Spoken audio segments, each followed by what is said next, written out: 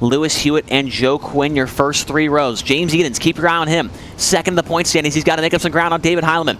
Here we go through turns 3 and 4 here at the Williams Grove Speedway. Round number 7 is underway here at the Williams Grove Speedway for the USAC World Championship Series.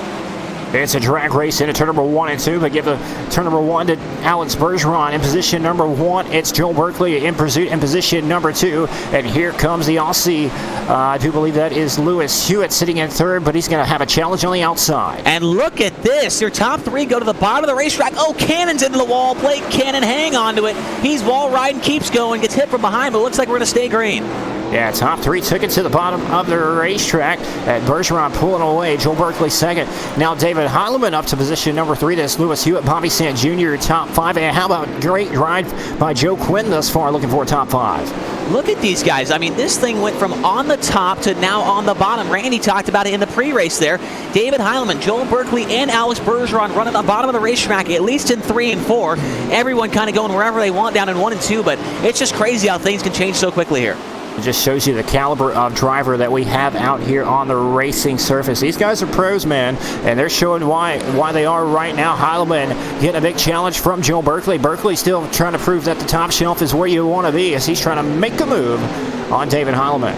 And David Heilemann, I mean, he's got a big enough point gap right now that if he wants to really get going here and get on the top of the racetrack and maybe track down Alex Bergeron, if there is still speed up there, I think he will do that. We know him as the Heilemaniac. He's out of control. He wants to win these races, but right now he's got a big gap to make up here as Bergeron's pulled out to at least, it looks like, a 1.5 second lead. Yeah, 1.5 second lead. That might dip over to the 2 second mark as Joel Berkeley slides up on the bottom of David Heilemann once again. Side by side for position number 2. Coming around to complete lap number 5. Still 25 laps to go. And now here comes Adam Elby, who was in a last chance qualifier. Adam Elby started back in the 4th spot, and we're on lap 6, and he's running 4th. Now he's looking for the 3rd spot, almost 3 wide for 2nd, down the back straightaway. Don't even worry about Alex Bergeron. He's gone. This battle for the 2nd spot's about to get good, though. Yeah, Alex Bergeron is checked out. He's in a different area code right now. David Heilemann takes it to the top shelf of the racetrack like you just mentioned. He's going to try and power back around Joel Berkeley on the outside. Then he cuts Berkeley off going down into turn number 1 and 2. But here comes Adam Elby. He's going to try to do the same thing down the back straightaway to get a run on Joel Berkeley. He's looking for a podium finish. Yeah, Adam Elby full send on the outside, and it turns 1 and 2. He's going to try the middle of the racetrack down here in 3 and 4, get the diamond off that 4th corner. Everyone trying to keep the left rear tire down in the moisture off that 4th corner, because if you miss it just a little bit, Tommy, you're going to hang the rear end out a little bit. You're going to lose a lot of time.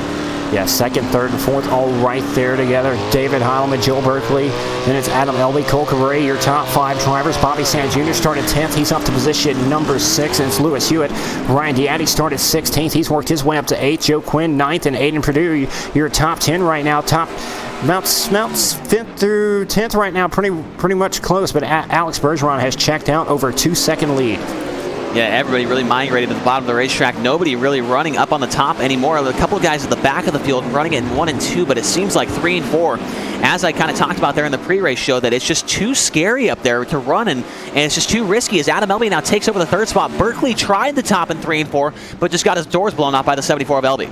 Elby looking really strong. He's already gained 11 positions, looking for more, but he's going to have to run down 2 very strong drivers in the 49 of David Heilemann and Alex Bergeron, as they've pretty much stretched themselves away from one another. Heilemann trying to run down Alex Bergeron, just can't quite do it. Bergeron up to 2.3 second gap, and it's 3.5 back to Adam Elby in position number 3. You know, Alex Bergeron turning laps sometimes that are 2/10 better than the guy in 2nd place, David Heilemann, and 3/10 better than Adam Elby. So Bergeron lights out. I don't know what he's got going on here at the Williams Grove Speedway.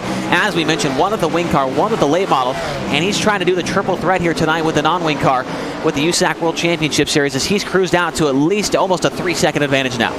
Yeah, best battle on the racetrack right now is for position number 5. Cole Cabrera on the outside of the racetrack. Bobby Sant Jr. He'll slide up in front of Cabrera. And then they're about 3 wide right behind them. Lewis Hewitt, Joe Quinn, Ryan Diatti all right there together with Aiden Perdue as well. So good battles happening right here throughout the mid-pack. But your top 4 drivers have pretty much stretched themselves out from one another. Definitely going to watch this battle back here for about, like you mentioned, the 7th and 8th spot. Lewis Hewitt's got it. Here comes the 901 of Joe Quinn and the 57 car. Ryan Diaty. Oh, there goes Quinn into the wall. Joe Quinn bounces off the wall. He's going to hang on to it. Loses the spot to Aiden Purdue, so a close call there for Quinn. And we've gone here about almost 14 laps with no yellows yet. So a great job by these drivers keeping it clean and green. After all the incidents we saw in the heat races, I'm pretty surprised by that. Yeah, very impressive as Ryan Dowdy, he'll try to slide up in front of Lewis Hewitt. That's for position number 7. Right in front of them, you got Cole Caray, Bobby Sant Jr. duking it out, got the gloves off, going down the back straightaway. Sant Jr. crosses Cole Caray over once again. He'll move back into the top 5, but Caray right there with him. He'll try to get the position back as they come out of turn number 4. And now the guy I'm watching, the 37 car of Aiden Purdue, he's got the gloves off, and he just ripped the cushion down there in turns 3, 4. Oh, and he's into the wall in turn 1. He is going to hang onto the race car, but it looks like it might have some rear end damage.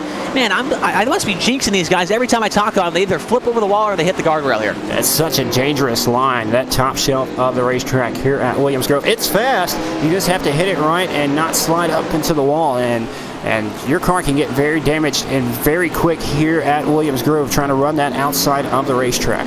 Aiden Purdue up on the absolute fence in 1 and 2. Watch him down the backstretch. He goes underneath the bridge here at the Williams Grove Speedway to the top of the racetrack here in 3 and 4. Watch this, ladies and gentlemen. Gets way up next to that guardrail, and we'll see if he can get a run down the front straightaway. Ryan Diaty, he's got the run. It's just Diaty a little bit too good there off the bottom of the racetrack, so don't count out that 37 car. We might see him towards the top 5 here by the end of this thing. Yeah, just got to keep the momentum up, trying to get down the back straightaway. Once again, just slides up to the wall. May have a good run down the back straightaway. Over Ryan Diaty, just can't quite keep it going as his car just a little sideways coming off the corner. Can't keep it straight. And I'll tell you right now, Aiden Purdue was the fastest car on the racetrack the lap before the last one there. He ran a 22.1. I think Alex Bergeron with a 22.3. And now there he goes into the wall. I talked about him again. I'm going to just stop talking about guys because there he goes again. Yeah, it's a very fast lineup there. It's just hard to keep it straight and keep it consistent. And right now with the bottom, the way these drivers are running, the bottom is just more consistent than the top.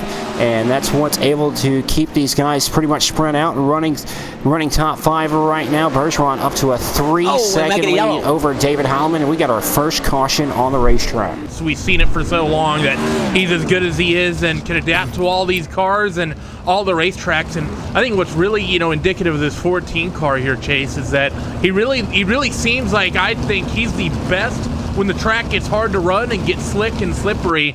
It seems like whenever we get a track like that, no one has anything for the 14. Remember when we were out at Kokomo, him slipping and sliding down along the bottom with a couple of guys running through the field. But off of turn 3 and 4 here for the last time, he'll be picking up his first win in the USAC World Championship presented by FloRacing.